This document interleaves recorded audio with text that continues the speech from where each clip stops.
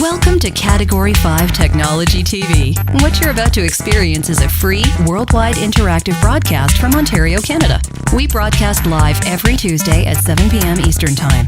Get your questions in. Join the community chat room at www.category5.tv or email us at live@category5.tv. And now, let's begin. Here's your host, Robbie Ferguson. Welcome to episode number 251 of Category 5 Technology TV on the 10th of July, 2012. Wow. Hey, buddy. Really keeping track, eh? Well, it's Krista's birthday. It's Krista's birthday today. Hey, so Krista, let's easy. sing. It's easy to remember. You can't say that. No. We can't afford the royalties, man. Oh, somebody does own the royalties to that. Oh, they sure do. Oh. Happy birthday, Krista. Happy birthday. Stop it. You're going to get me in trouble, man. No, I haven't done more than 12 notes in a row. Well, I don't know what. Is that what it is? Is that the cutoff? No. I think that's... For the record, his name is Eric Kidd. He can be emailed at eric@category5.tv. His phone number. Easy now. Speaking of phone, should I turn this off this week? What? Oh, your BlackBerry? Yeah. Yeah, you should probably turn that off because it's gonna just. So I'm gonna turn the sound off. I can still, I think all of them are all gonna simultaneously turn off pretty soon. Talking Monday, huh? I don't know. I don't know. BlackBerry is going to dust itself off. Do you think they are? Yeah, they're going to be. Listen, they invented smartphone technology. Their security is still way better than all these guys who are building stuff in some other countries. But the same smartphone technology that they invented is still the same technology. There we go. Now we got it. It hasn't progressed like the rest of them as far as. But it's still more secure.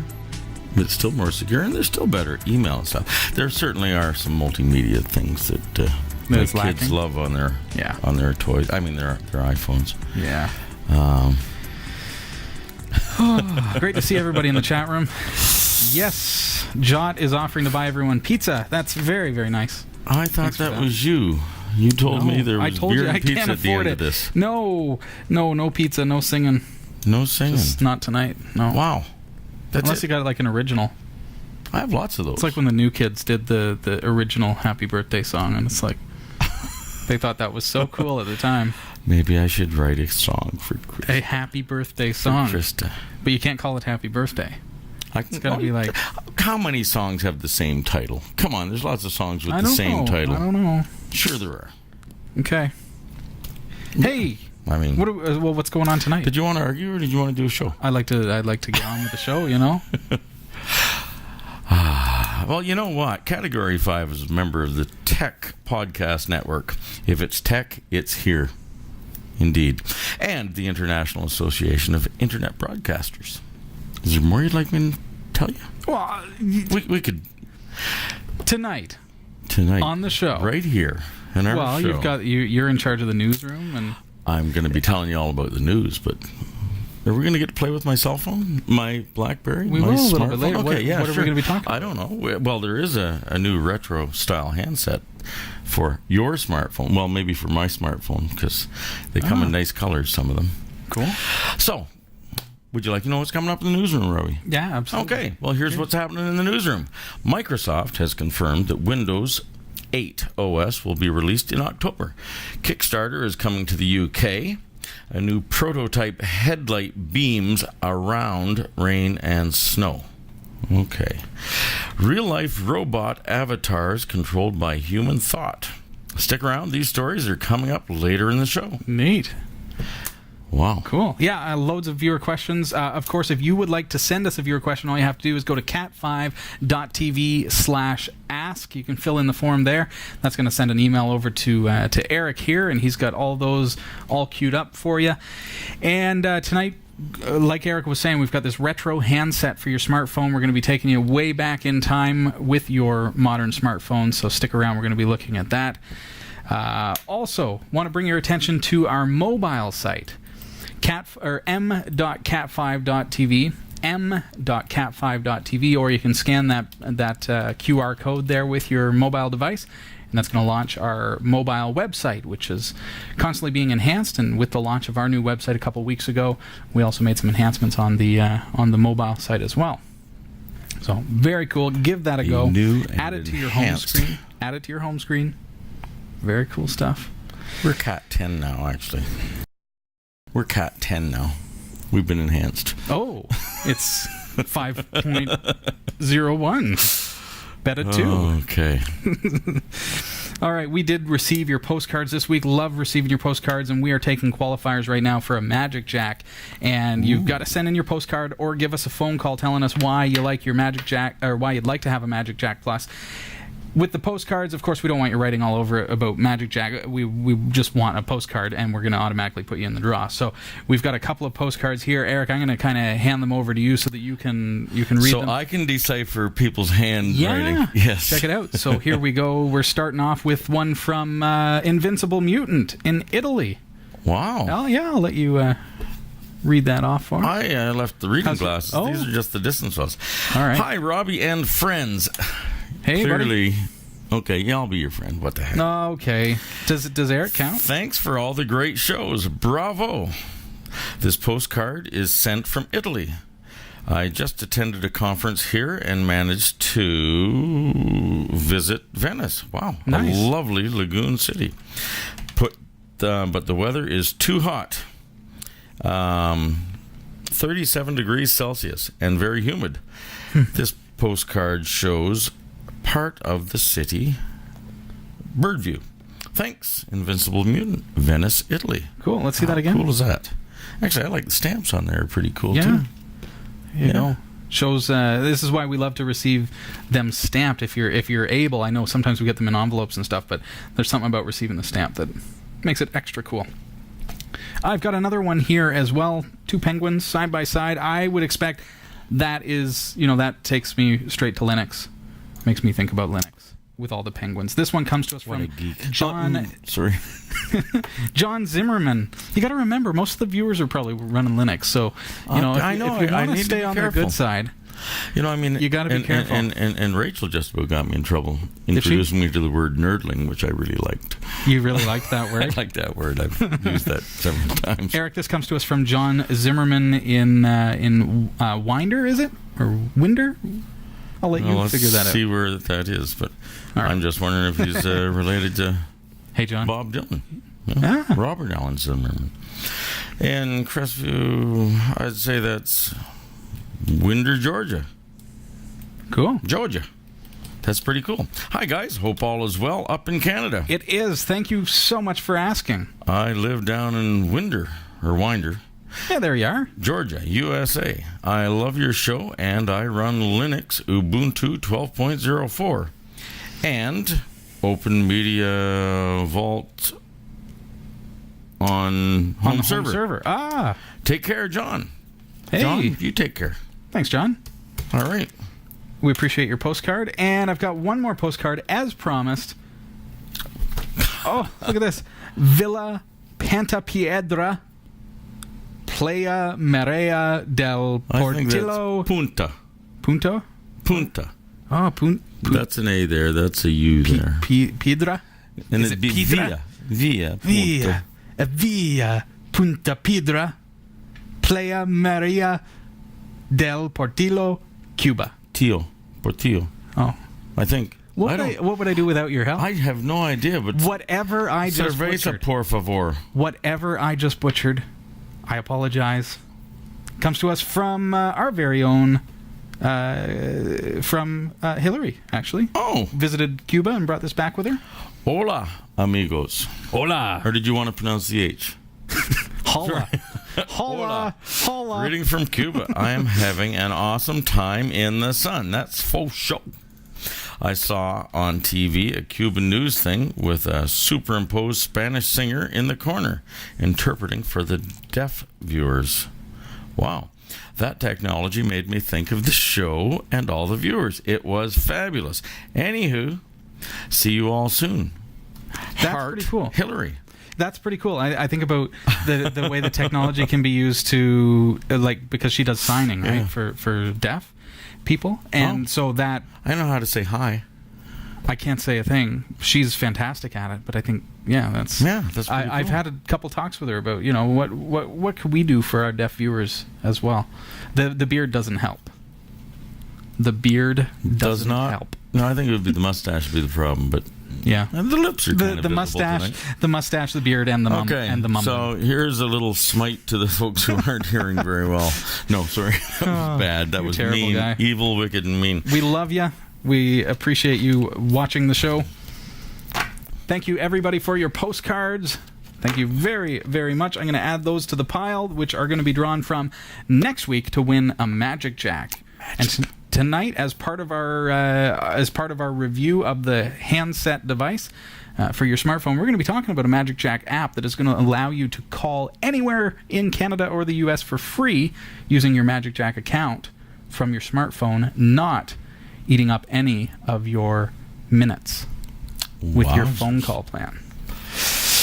Sounds pretty exceptional. You know what that is? Exceptional. Is that what you were going to say? That's what I was going to say. Well, we've got to take a real quick break, Eric, and we are going to be right back.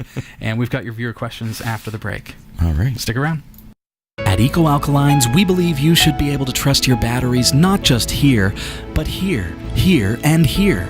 But with one exception, you should also be able to trust your batteries here.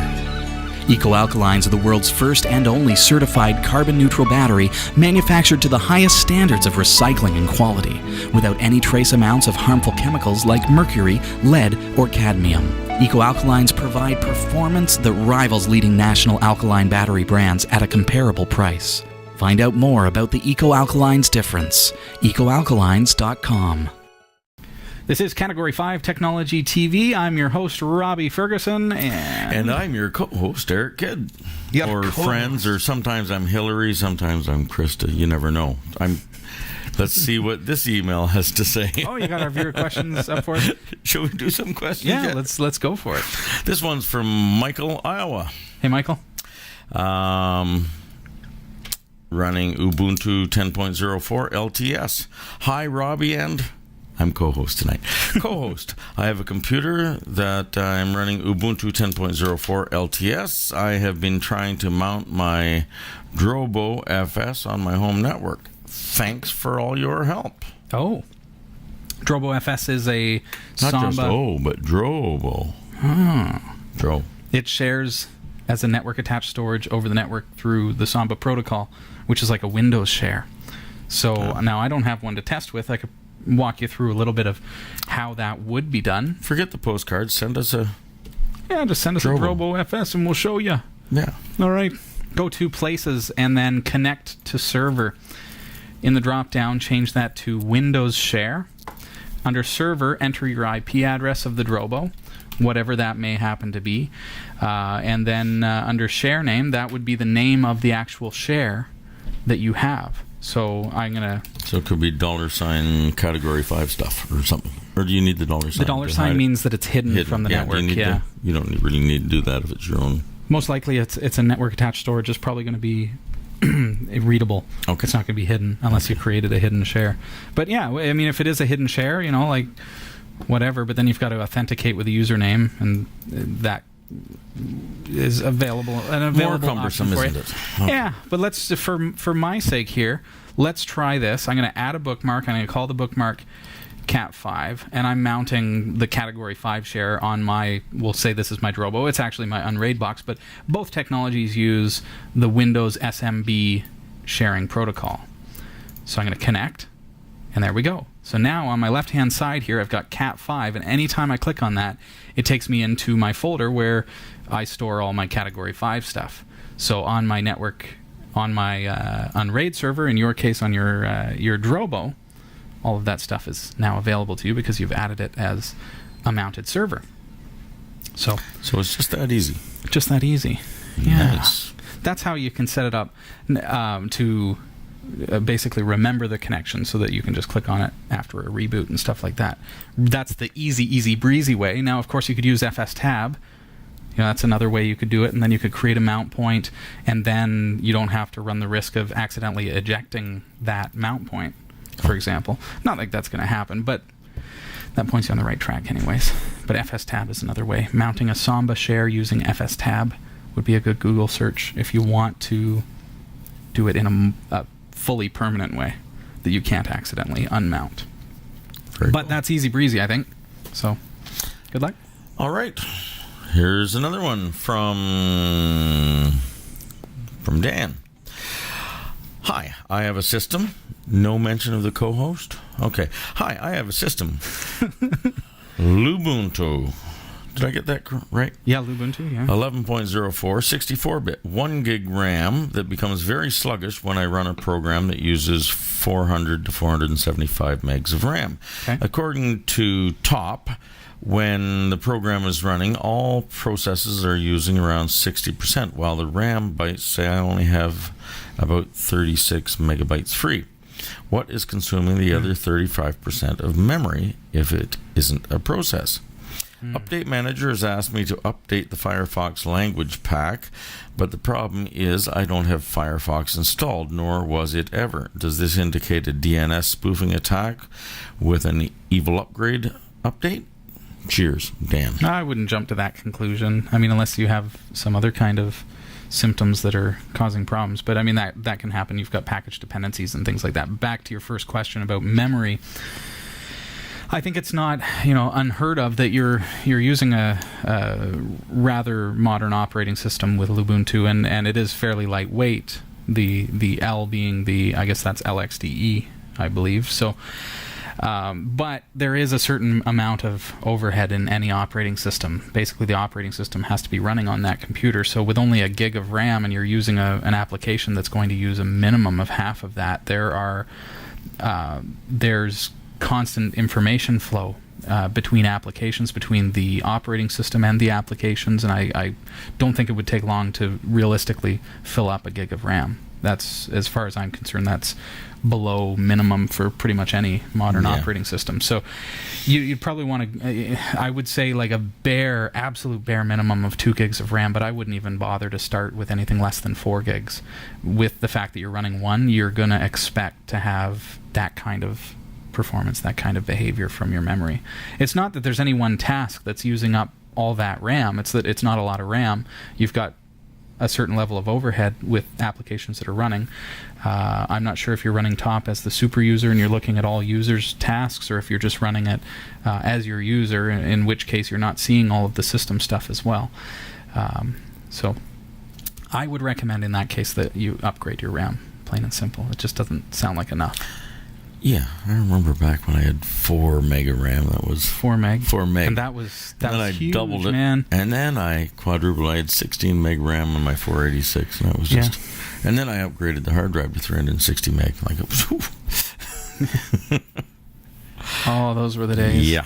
When my first 1 gig hard drive was atrociously expensive. Oh, yeah. Just unbelievable. I was even looking at my flash drive. I still have my first flash drive around here somewhere. I was looking at it the other day and thinking about how it's 128 megabytes, and I paid over $100 for it. It was almost dollar for dollar for how many megabytes you got at that time when they first came out. Yeah. So if you wanted a 256 meg card, you're looking at like $200. Yeah, actually, the folks at Symantec gave me one like about 10 years ago. Yeah. And it was like, I think it was, God, I'm thinking 256K. No, that couldn't be. It was small, but I still have it somewhere. Yeah. Can't really do anything. Don't have much on it, but I still have it, yeah. These days, I mean, I've got them in the shop, and they're like $6 for an 8 gig card. My buddy Ian just got a 32 gig for like $20 somewhere. Yeah. Yeah. It's crazy. Crazy. Yes. Awesome, though. So, now, what about the Update Manager? Well, I don't think it's Firefox. You just think it's... Yeah, I don't know about what packages you have installed or anything like that. There'd be some tracing involved in figuring out what is depending on those packages. That's possible you're using, Firefox is a Mozilla product. It could be that you're using Thunderbird and it's sharing the language pack. I don't know. You'd have to look at maybe their community and talk to them about that. And I hate to, I really don't like to answer questions with, just upgrade your computer, but because that, it's not a cop-out. That's realistically, I think, what you need to do when you're running a program that's easily pushing 60-70% of your overall total resources for one program. You know that you're pushing the limits of that system. It's like if you want to use Photoshop, CS, whatever, you need a little more horsepower. You absolutely do. You needed back when you were using Photoshop 7 or something. Well, if I'm working on an image in the GIMP and it's a 4 gig uncompressed image, Yeah. and that's going to be using easily 4 or 6 gigs of RAM, plus my undos. Yeah. So Now, let me digress just a little bit. I was wondering about solid state hard drives. That's just about as fast as RAM, is it not? I'm not sure the actual spec. Is it as fast as RAM? I'm not sure that it's that fast. I mean, there's no it's seek still time. on the drive. Yeah. No, the drives are fast, but you're still limited even to your if you bus. throw your virtual... You're still limited to your SATA bus, though. Okay. Right? So if you Yeah. plug it into SATA 2, just for that's kind of the There's general term that it's been yeah. given, you're looking at 3 gigabits a second as far as your bus transfer Okay. versus your actual RAM chip, which would be quite a bit faster than that, I think. So, but now with SATA 3, as it's nicknamed, you're looking at 6 gigabits a second. So I would think that you get some pretty awesome Yeah. seek times, for sure. Well, maybe we'll go and try that. Okay, we have another question. Oh, All right. I've got a question from Jim, not on chat Jim. room yet. Here. Ah, Question. Need help adding virtual users in VSFTPD. Got VSFTPD installed on Ubuntu 11.10 desktop. VSP... You know, you're going to make me say that a lot of times, aren't you? VSFTPD is working, and I can connect to it by using the Ubuntu computer's main owner account and password, but can't set up virtual users. aha. Need to add 2 virtual user accounts and restrict them to a specific directory/folder. Very new to Linux. I'll gladly donate if you can figure this out. LOL. Well, then, community, let's all come Now, together. was that laughing out loud or lots of love? Oh. Well, see if you solve the problem or not. Oh, okay. Come on, community, let's get together on this so that we can get some funds going. Wink, wink. No, I'm kidding. Okay. We don't do it for that. But, I mean, we appreciate every donation that comes in big time, and it helps us to progress with the show. We do have some expenses. Eric and I are getting excited to be doing a remote on-location video shoot, and there are expenses that are There involved are in that. expenses. And I'm going to have to, get my fishing license. That's just I'm going to it. need... Yeah. Oh, We need to buy beer. there's that. Ice. There are electronic needs as okay. well. Yes. Yeah, actually, there is the whole business of getting this show out onto the World Getting Wide it out Web. onto the internet. Yep. Sponsored once again this year by We Silver will Beach. be parking an antenna somewhere up at Maple. And Brilliant. Okay, so to your question, VSFTPD. yeah, I know Eric wanted to say. I again, wanted but to say said at it least before. one more time. Yeah. I think because you're saying that you're fairly new to Linux, I think that the best thing for you to do would be just to create a Linux user that is a member of that group, and that's just going to be so much easier than trying to create virtual users. As a novice, rookie Linux user, I wouldn't overcomplicate things. The reason that your main system login is working is because it's a Linux user who has access to that group. So why don't you just create another Linux user and then give them access to the VSFTP group? Let's see what I can bring up for you, because there's some reading involved when you get into setting up a server. Of course, it's not something that we can just magically give you all the answers to. You're magic, Robbie. Come on. Let's see. I've got cat5.tv/VSFTPD.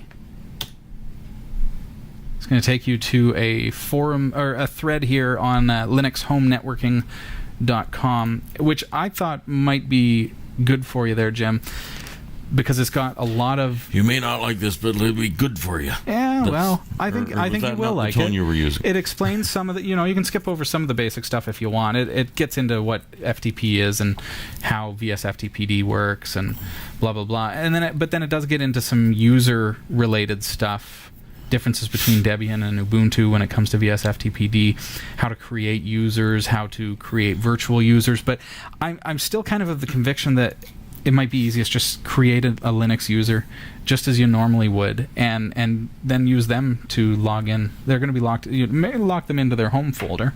So if I create a user on my computer for Eric, and it's got the FTP daemon running, now all of a sudden Eric can remote FTP into his home folder.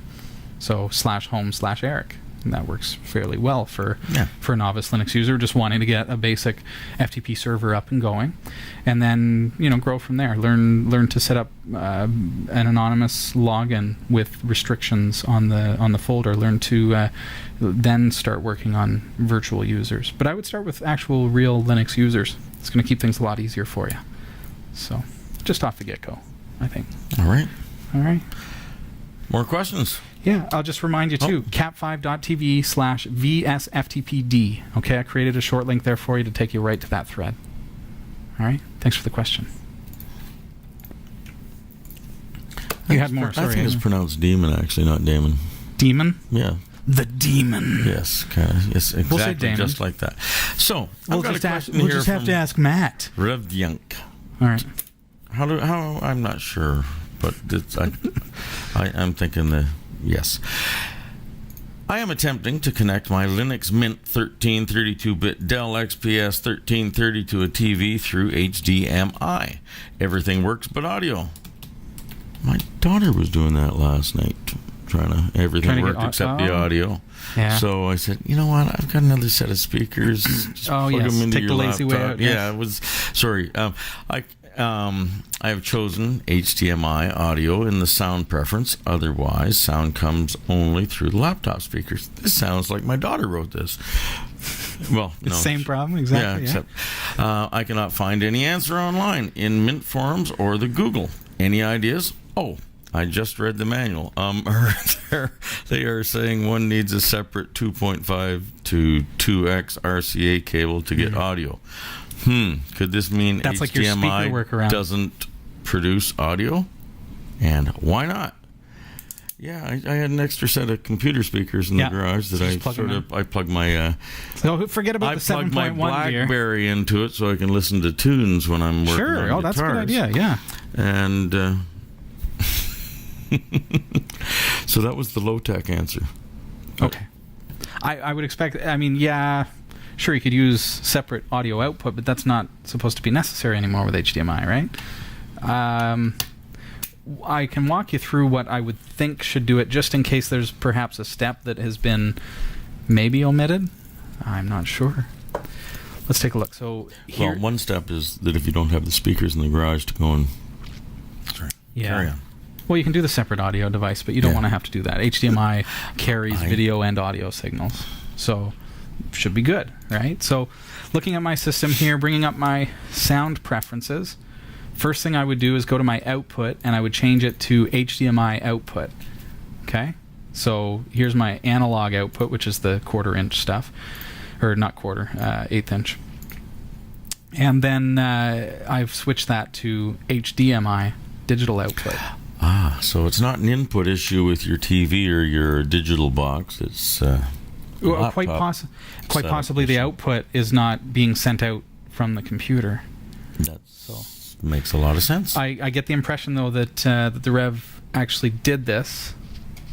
So I think you got this far, if I'm not mistaken, from what Eric just read. So output via HDMI. This is on Ubuntu Linux. I'm using Zorin OS. And that's based on Ubuntu, so you're going to have exactly the same setup on your Ubuntu system or anything that's derived from Ubuntu. So now the next step. Okay, so I've set that to HDMI output. Next step, here's perhaps what could be overlooked. ALSA mixer. Because what happens is you'll notice that there is no mixer here for your HDMI output. So how do you know whether the volume's on or if it's muted? There isn't any in Ubuntu. There's a volume up and down, and there's no real mixer.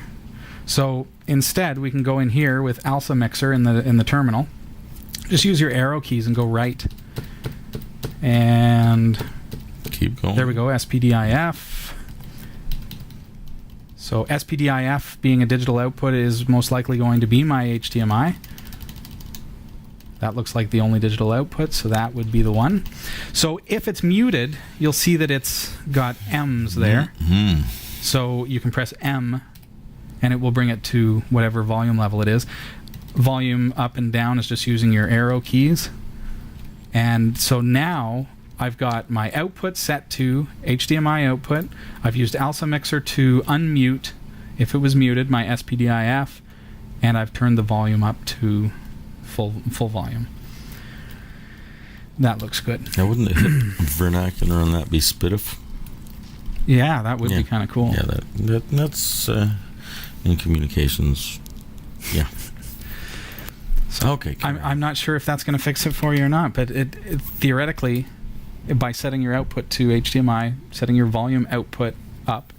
Also, you could try, I know this is crazy, but sometimes on certain systems like HDMI will detect which devices are connected on boot. Now, does HDMI do that? I'm not so sure. Sometimes your TV might, but you could try rebooting with the HDMI cable plugged in, just as a theory, just as kind of one thing that I would rule out, just to see if perhaps it detects something is connected. If, like your headphone jack, if it's not connected, if there's nothing in it, it will use your speakers kind of thing. Good luck. I hope that helps in some way. All right. Here's one from Ron Smith. Just before we move on and run, just before we hit your question, just want to take a look at the chat room, just because people are chatting about the HDMI issue here. Scorpio 55, I wonder if is what you're saying that it could be the cable? That's what mentioning that certain Rev Jink was saying. That well, when he's talking about an RCA cable, he's talking about one of those splitters, totally. Like a headphone to, like going out of the headphone jack and using a supplementary audio. I think what Scorpio 55 is saying in the chat room is that if you have a pre 1.3 compatible HDMI cable, that perhaps there is no audio being sent out through that cable, even though your computer device is capable of that. So check that you have a current cable. Now, I've bought cables before too, and here at the studio, of course, we've got cameras all over, and this is HDMI, and so we need long HDMI cables, and so I've even experienced it where at certain lengths you lose signal, and because HDMI is digital, you get a long cable, and if it's going to lose signal, it doesn't fade like an analog cable. No, it doesn't. It just cuts off. So if your audio end of the cable is too long or something up with that cable or something wrong with it, it won't crackle like analog audio. It won't be quiet like analog audio. It will just be off. Yeah. So it works or it doesn't. It either works or it doesn't. I learned that with KVM extenders. And yes. The CRTs, it seemed, you could sort of push it a little bit. Mm-hmm. But with the digital screens, you got to a certain distance and it just... Exactly. Nothing. Guest 6392 reiterating in the chat room that cheap HDMI cables can be problematic. And I think that can boil down to as simple as the cable itself. Agamotto recommending only 10 feet as your maximum limit for your cable, 3 meters. Or for most of the world, 3 meters is probably close. Yeah. Okay. Just saying. Cool. Thanks everybody in the chat room for your feedback. Hopefully that gives you a few things, Rev D. Jenkins, to be able to go through. Rev D. Jenkins, where did you get that? I just I pulled it off your screen. There you go. Scroll up. Rev D. Jenk. Okay, yeah, I got that. But where did you get the Jenkins? Oh, well, I know the guy. He's in the chat room. Oh, well, I didn't know that. Yeah. I thought maybe this was a Scandinavian name and the D and the J. If A. Jameson in the chat room says, hey, and I say, hey, Andy, then... man, I am working at a disadvantage throw you right here. Off. It's going to throw you right off. I'm going back to my question from Ron Smith. Wow. You're really making me read, Ron. What's going on? Question. I purchased... MSI GT683DX-840US 15.6 laptop, and I'm not reading that URL. Oh. All right. Okay, so he's bought a new laptop. Cool. And so the specs are... All right, well, what's the question? We don't need to know about the Wi-Fi and Bluetooth. Well, but it's helpful. We can go through it, though, if you want. It's helpful for us to have it. I'm not saying that it's wrong to send it to us, Ron. That's great. But I'm just saying to Eric that he doesn't have to read that it's 802.11b/g/n Tell me to stop reading. I'm done. Wi-Fi, Bluetooth, Intel Wi-Fi. We don't need all that just now. But what about the Super Multi DVD burner? We'll refer back to it if we need it. How's that? Is one version of Linux more laptop friendly than another? Laptop Linux. No, I'm just kidding. I have used Doesn't exist. Linux Mint and Ubuntu with the install in Windows option on a laptop. I will be using the laptop as a dual boot until I can figure out how to connect to my company VPN, which is a Cisco Pix 515E using Linux. Any pointers on setting up Linux IPsec, IPsec perhaps, VPN clients to a Cisco Pix firewall? Absolutely. Let's backtrack to the Linux question. Best Linux ever for your laptop.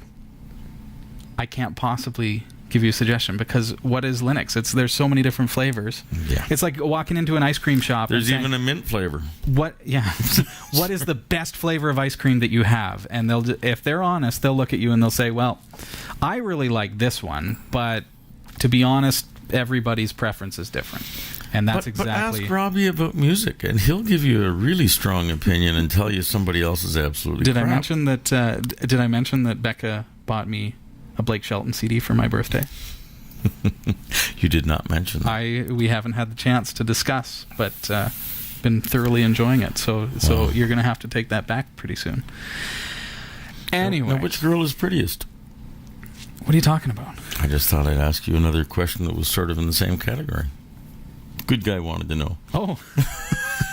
Is this along the lines of the ice cream? Exactly. Okay. I gotcha. Stay with the program. What is the best kind of Linux for your laptop? So it boils down to you, your needs, your Linux knowledge level. Do you want to go through the process of installing it and going, like, where are you at? So if you are a Windows user who's experimenting with dual booting, then I would say Ubuntu's Wubi, W-U-B-I, makes things easy. Now, everybody in the chat room is probably going to go, no, don't recommend Wubi. It's easy for that case because you can install it just like a Windows program into Windows, and it gives you a Linux experience to be able to experiment. Not a true full-blown Linux, because it is running on the Windows file system, but it is going to allow you to experience what Linux is like on that laptop. Now, what is the best Linux? It really boils down to what's compatible with your hardware. These days, it's becoming less and less likely that you're going to have incompatibility. Pardon me, Linux is very, very good on most systems these days. So I would try Zorin OS if you don't mind spending a couple bucks. There is a free version as well, but the ultimate version is quite good. I really like it. Have you tried Zorin? I have not. No? Okay. We're running Zorin OS here on the broadcast system, and it really, it is Ubuntu, but it's just slightly refined, I think. Unlike me. Totally unlike you. So I've really enjoyed the experience of working with Zorin because it takes me back to my kind of favorite days of Ubuntu when Ubuntu was very, the Barrel project and it was so customizable. These days Ubuntu is not quite as customizable as it was in the good old days. Zorin OS kind of takes it back to that and works very, very well. And it's got good compatibility. So what about for noobs?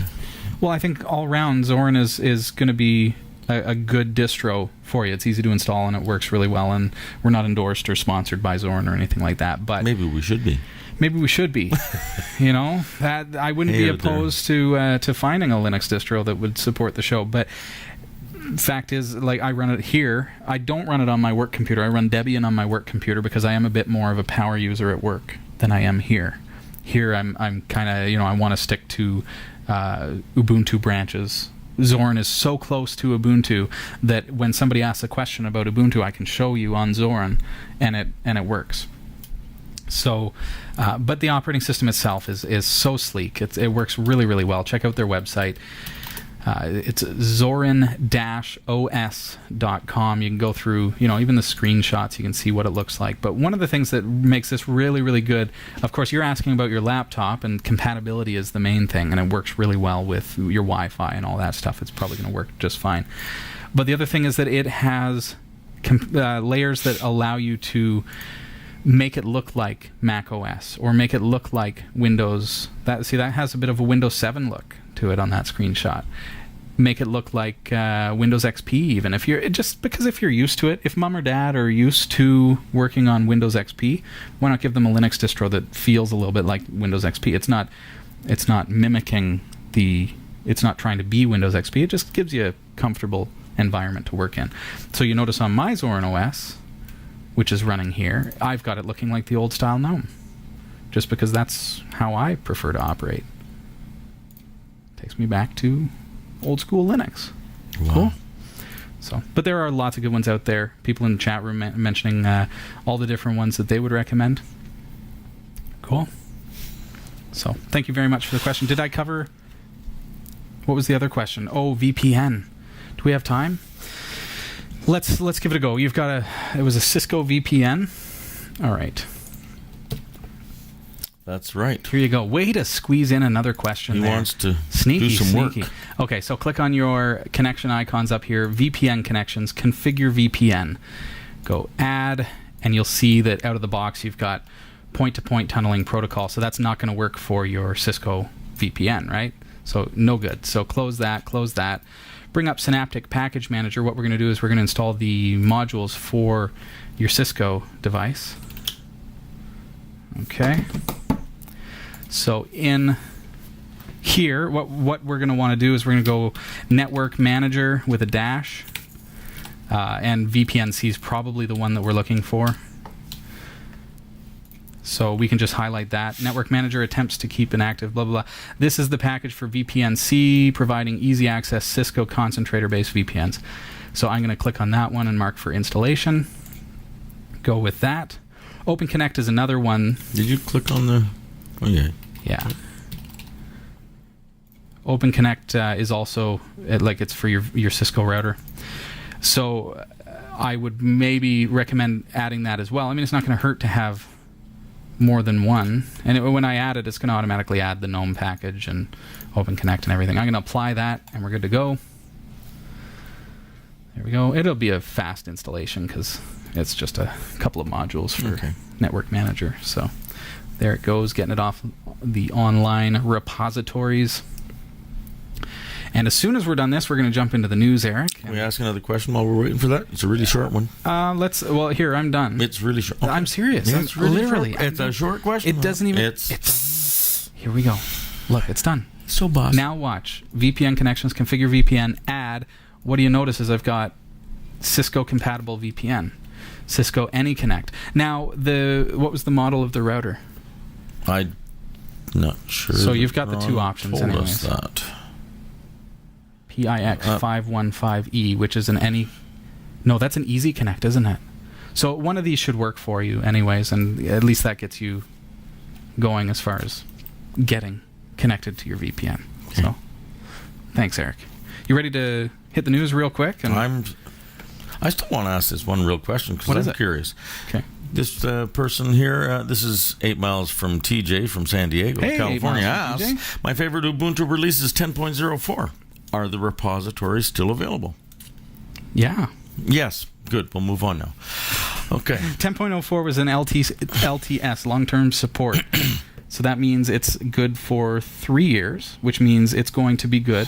10.04 means it was brought out in April of 2010. So 3 years later means it's good until April 2013. So until April of next year, you'll still be able to get updates, security patches, repository stuff, and all that. Now, the server edition is 5 years, so it's good until 2015. Sweet deal.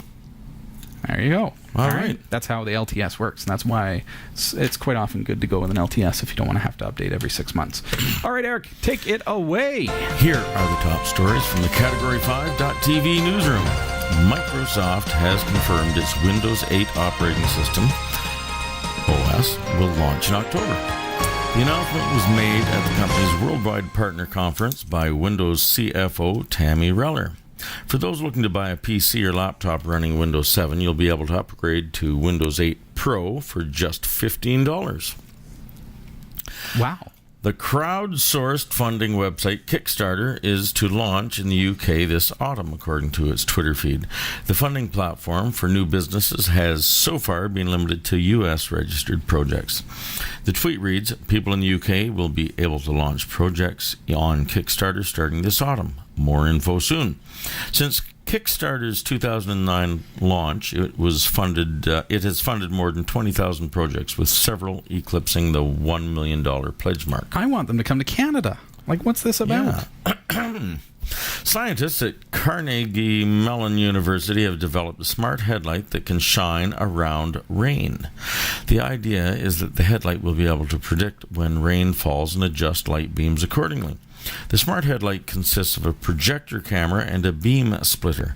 The camera takes images of the raindrops. The processor uses a predictive algorithm to work out where rain will fall, and then the projector switches off light rays that would have normally hit the raindrops. Wow, that's got to take some fast processing. Wow. The process from capture to reaction takes about 13 milliseconds. Oh, so yes, Robbie, that is some pretty fast processing. Okay, that's pretty fast, yes. The result is a slightly dimmer headlight, but one that blocks out glare from falling rain and snow. I've driven in snowstorms where it's almost impossible to drive because the light is hitting every little snowflake, and you have no sense of speed. So you've driven in Muskoka. Indeed. In the middle of July. Yeah. Hey. That sounds kind of stereotypical non-Canadian talk. Look, I grew up there. All right. So I'm allowed to be a little angry. Mind you, I've been in Timmins in August and had snow. Yeah. Last week, we took a look at a brain scanner that allowed people to type using thought. Now we found that robot avatars have got a step closer to being a reality, opening new doors for those who are paralyzed or have locked-in syndrome. Wow. Scientists have made a robot move on a human's behalf by monitoring thoughts about movement. The man-machine link joined a man with a brain scanner in Israel and a robot wandering a laboratory in France. The person controlling the robot could also see through the eyes of his electronic surrogate. The researchers are now working on ways to make the man-machine link more sensitive, to let people speak via the robot. Really? Wow. That is, well, you know what I'm thinking. I don't know what you're thinking. Do you know what I'm thinking? It didn't work. Oh, okay. I need the brain scanner. I am thinking. No, we'll carry on. That is probably going to be there's going to be a military application. Well, I'm thinking that too. Yeah. That was my initial thought, but then I was thinking, beer me. You literally just have to think it. Just think it. As long as you're wearing the special helmet. No. You can get the full stories at category5.tv/newsroom. And the Category5.tv newsroom is researched by Roy W. Nash with contributions by our community of viewers. If you have a news story you think is worthy of on-air mention, email newsroom@category5.tv. For the Category5.tv newsroom, I'm Eric Kidd. Hey, thanks, Eric. Tonight's show is brought to you in part by GardenGateFarms.com. Certified organic broccoli sprout and wheatgrass juice available on their site, GardenGateFarms.com. And the official electrical company of Category 5 Technology TV is Cordery Electrical Contracting, Inc. You can find them at corderyelectric.com. This is Category 5 Technology TV. I'm Robbie Ferguson. I'm Eric Kidd, or co-host.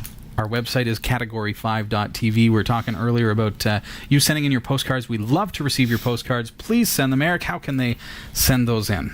Well, they can send them to Category 5 Technology TV, Post Office Box 29009, Barrie, Ontario, Canada. L4N, as in November, 7W, as I pointed out last week, whiskey, 7. So L4N 7W7. So keep those cards and letters coming in. Yeah. Thanks, Eric.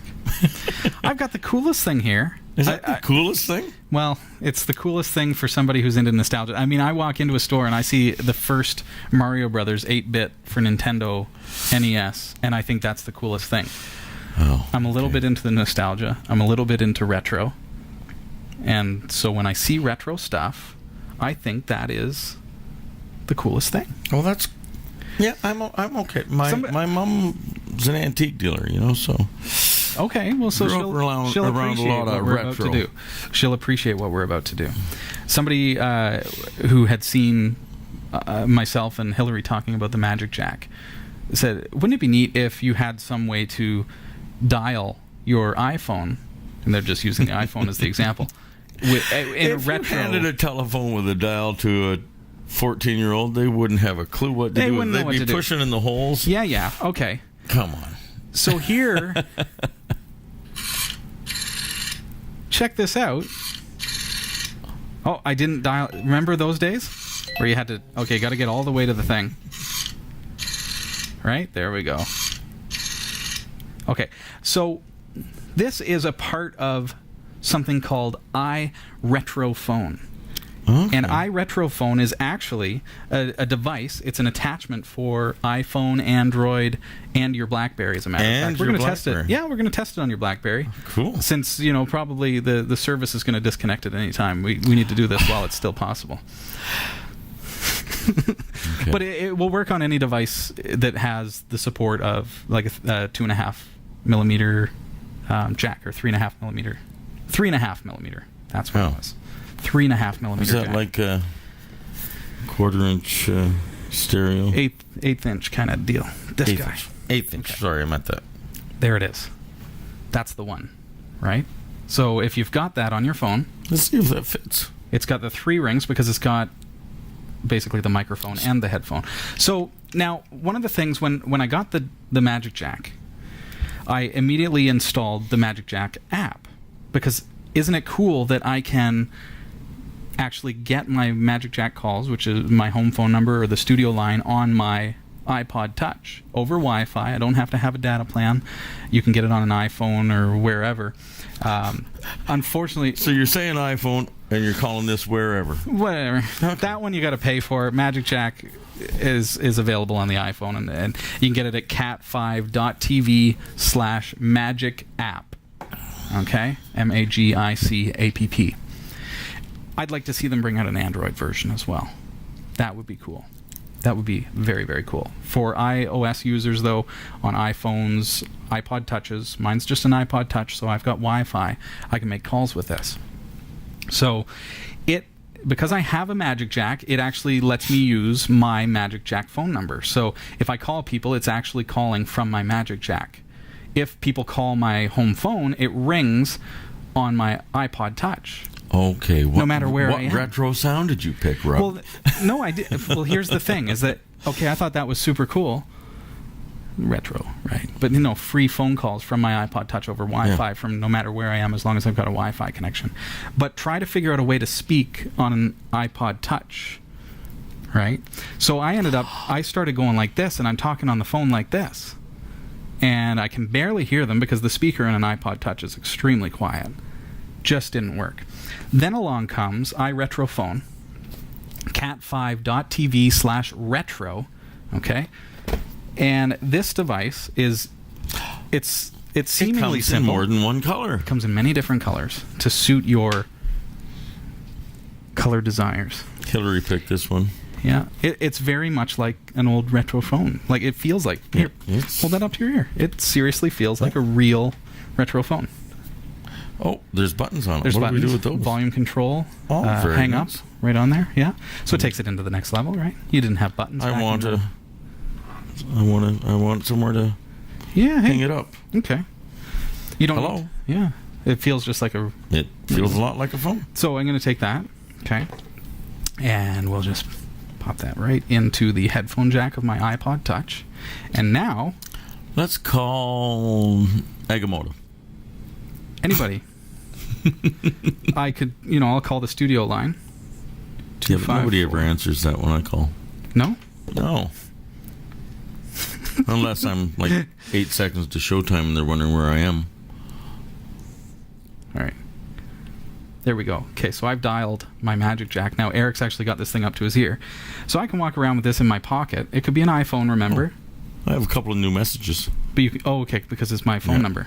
But so it works pretty good. Yeah. So now, with my iPod Touch, I've got free calling anywhere in Canada, the U.S. So here, I'll give this to you. Let you plug that into your BlackBerry, because we're interested to know if it actually is. So, with this is much easier to hold with your shoulder than than an iPhone. That's true, too. Or a BlackBerry. Oh, this is a little. There's a bit of a. Okay, well, let's see if it works. See if you get like I'm not hearing much. Do I have Robbie's number in here? I don't have your 705. Oh, let's. Or no, 254. Well, this is going to cost me a long distance call. Here, let me call you. Here, punch it in. Okay. Because I have free outgoing calls from my phone. Oh, do I need to add the one here? No, it's not long distance for Magic Jack users.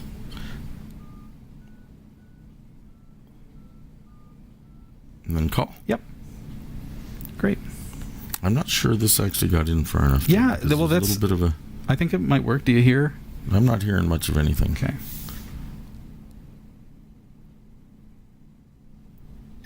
Oh. So can you hear me on the... Hello? Hello. No, I'm not hearing you on here. I can hear you just fine. But the call... No, actually, there's a little... Oh, there, I'm getting something. No, I'm just hearing myself. Is it? It's not working on the BlackBerry? Oh, I am hearing you now. Okay. Oh, okay. Oh, there you go. Hi, I'm okay, talking to Robbie hey, Ferguson on the show here. He's confused because I'm sitting right next to him. There is a little bit of a latency thing going Well, on. I'm on my iPod on the same network we're broadcasting from, Eric. So This is a lot of fun. And, you know, like, if the viewers get bored, they can talk amongst themselves just like we're doing. they sure can. I'm going to hang So, up. well, Bye, here, Robbie. so now you've got the chance to throw your phone, like your actual BlackBerry, in your pocket, or a carrying case or whatever, and walk around I'm with the listening to him here, iRetroPhone yeah. on your ear. You might not actually walk around with it on your ear, but Actually, no, that'd in be the great. house? You know, I can, stick that in my pocket. in Listen to the this. car, Cooking, driving. it's hands-free. Honest officer, it's hands-free. Oh, that's fantastic. I still have another hand for the beer and the... No, sorry. I'm hanging the phone up. I gotta admit, though, it does work really, really well. For me, I love the nostalgic feel of it. Sadly, I just phoned my son when I tried to hang up. There you go. He's going to call back and say, what? What do you want? This accessory, the iRetroPhone, which you can get at cat5.tv/retro. It's only $29.99. So, wow. And it works great. It works with all the devices that have that kind of interface. So you can't go wrong. I mean, fantastic. I love it. Yeah. I think it's cool. It is, as Agamotto says, it is a step up from the shoe phone. Yeah. You remember Get Smart? That was a... that was a show. That was a show. Oh, my goodness. Yeah. I'm going back to the chat room. So keep in mind, we're giving away a Magic Jack, the plug device, the Magic Jack Plus, next week. So the 17th, Tuesday night. Make sure you tuned in. Make sure you call me up. 254-5-CAT5-TV this week. Tell me why you think that you would love to have a Magic Jack Plus. That is the device that lets me do what you saw me doing from an iPod Touch. Let's say you add that... that's not even a phone. This is not even a phone. That's not even a phone? This is over Wi-Fi. So now you can install the app if you've got an iPhone or whatever without having a Magic Jack, but then you don't get your own phone number. Now, you did you say is there an Android? There isn't. I Not really yet. wish there was. I'd love to see that. Okay. I'm sure it's coming, but the advantage to having a Magic Jack Plus and then installing the app is that I get the same phone number on my device as I have on my home phone. If you just get the app, you get some random number. It could be somewhere halfway around it could be in the States from here in Canada. So when you get the device, you actually choose, okay, I live in Barrie, Ontario, so I chose a Barrie, Ontario phone number. So now this is also associated with that same number. All of my devices are. So you could give your kids, on their iPod access to Magic Jack, and they could be answering the home phone on the Magic Jack through their app. But we're not quite at the point where I can have my home number ported over to the Magic Jack. No, yet. unfortunately not. Not here in Canada. In the States, yes. Here in Canada, they say it's here. It's not really. None of the voice over IP style services are able to do that just yet. Yeah, that's an unfortunate thing.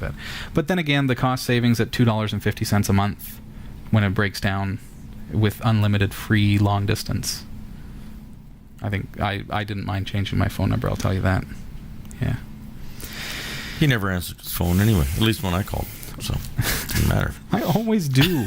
But we're in move mode. I've been packing up, and to be honest, my phone was unplugged for a couple days there. Because we were totally ripping apart the place. We have to move a studio while we broadcast. So we have a broadcast on Tuesday. You can tell there's going to be a show. There might be hiccups. There will be a show. There will be a We're show. going to do a road show. We're going to be in a U-Haul. It's going to be tough. It's going to be tough. The transition means doing a show on the Tuesday, moving all the equipment on the Saturday, building a new studio before Tuesday, and being live on the air that following Tuesday. So literally we have like 3 or 4 days to build a studio, which is going to be Exciting. Wow. So Exciting. what is the move date? We are going to be in our new studio on the 21st of August, I believe is the date. Wow. It's on the calendar. Let's see here. I'll double check, though. Yes, Tuesday the 21st of August, we will be in our new studio, in our interim studio, because it's a 2-step process. It's exciting. Goody. Yeah. So join us for all the excitement. As I said, we do appreciate your donations, which are all, unless you designate them otherwise. If you want them to go to Eric Kidd, for example, for supporting his musical career, that's cool. Oh, that's right. We have a couple of tunes available there. We sure do. Yeah, we'll send you his music. We should do some more music. We should. I enjoy that. But in the meantime, any donations that are designated wherever it's needed are going to go directly toward the mobile studio, which we're trying to put together, as well as our month-to-month billing, the bills that we have to pay to keep the show on the air. So thank you, everybody, for your support. Thanks for watching tonight. Eric, good to see you. Hey, at this age, it's good to be seen. It's always good. Yacht was pointing out that Eric is so old that walking around with the phone on his shoulder is a normal pose for him. Young folks don't actually understand that pose. What is that thing? Oh, dear. It's a bit harsh, but accurate. Yeah. All right, gang. Take care. Have a great week. I'll see you next Tuesday. I'm going to be joined by Hillary Rumble, and we're going to be celebrating both of our birthdays. Let the rumble begin. See ya. Sorry. Yeah, get ready to rumble. That's and then I'll see you in a couple of weeks. Yeah. I'll be... On the 31st, Eric's back on the air. You're not expecting me to talk that night because we're at a cottage and you did promise beer. Sorry about that. Yeah. Okay. Take care, everybody. See ya. See ya.